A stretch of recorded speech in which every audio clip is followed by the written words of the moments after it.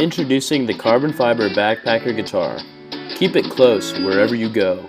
Presented by Ian Klosowiak, Adam Klosowiak, and Jacob Robinson. Last year here in Princeton, I was playing my Martin backpacker guitar when all of a sudden it cracked.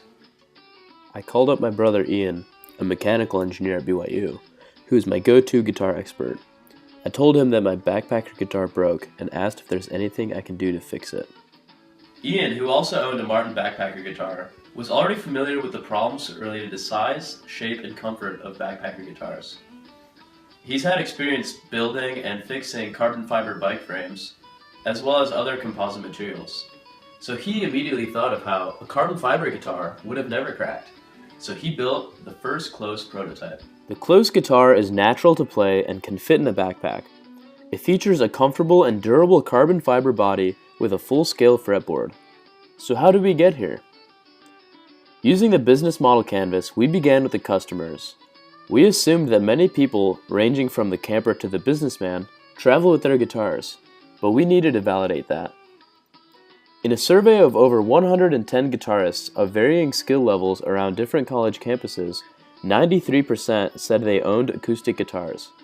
Nearly half of those said that they travel with their guitar. This validated our assumption. Many people do in fact travel with their guitars. But what about the ones that didn't? 53% of surveyors don't travel with their guitar due to reasons summarized as size, durability, and comfort. This validated our value proposition, and certain responses made us recognize an audience we didn't initially foresee. Kids. Kids are often excited about playing the guitar, but are often disappointed when the guitars are too big.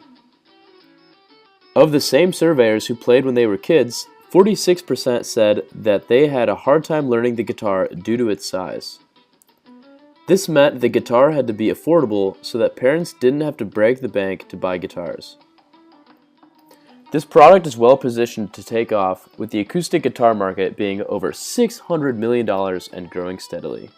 One advantage of our carbon fiber guitar over wood guitars is the reduction of parts from 16 to 8. Another is that the body can be made from a mold, which reduces its complexity. The first prototype was designed with size, comfort, and durability in mind. We made the guitar small enough to fit in a backpack, but large enough to be played comfortably and give a good sound. We've designed the body to be easily played on the knee, and we extended the geometry right here so that it can be comfortably played with a strap. Because the body is made from carbon fiber, it won't scratch, dent, or crack nearly as easily as wood. Although the guitar is small enough to fit in a backpack, it can also be easily disassembled to an even more compact size for longer trips. Our entire design came from an iterative consultation process with professional industrial designers, guitar makers, expert guitarists, and manufacturing engineers. We made two initial prototypes. The soundboard is the top and flat part of the guitar, which is the main determining factor of the overall sound. Both had a carbon fiber side and back, but one had a wooden soundboard and the other had a carbon fiber soundboard. We wanted to specifically experiment with the soundboard material as the variable so that we could make a clear comparison. We took both guitars to a professional guitar maker and we got very positive feedback. He said, "It's got great sustain and it's way louder than what I would expect from a guitar this size." People loved it, thus validating our design. After receiving some more feedback, we added a second sound port to optimize volume in both prototypes. We then added a silicone patch on the underside of the body in response to the guitar slipping on the knee. All of this was done under the guidance of professional guitar makers. So some of you may be wondering if carbon fiber guitars have been made before. They have, and this is how much they cost. Since our design combines a traditional wooden neck with a carbon fiber body, while also reducing the number of parts, our guitar will cost between $300 and $400, which falls into the price range that our surveyors expected. Out of those surveyed, 80% said they would buy the guitar, and 51% said they would pay up to $300. Our revenue stream would be from the guitar accessories and these guitar sales, which would be in typical retail guitar stores such as Guitar Center, which has already expressed interest in us, as well as in online stores such as Amazon, GearNuts, and our own website. Through marketing and quality assurance, we would build a strong brand around this adventurous culture of being able to play music while traveling. Most of the people we talked to validated this by suggesting we even maintain a blog for traveling guitar enthusiasts to stay connected. The brand would be this new cool guitar that could be played indoors and outdoors, on the road and in the home, creating a culture that will keep guitarists hooked.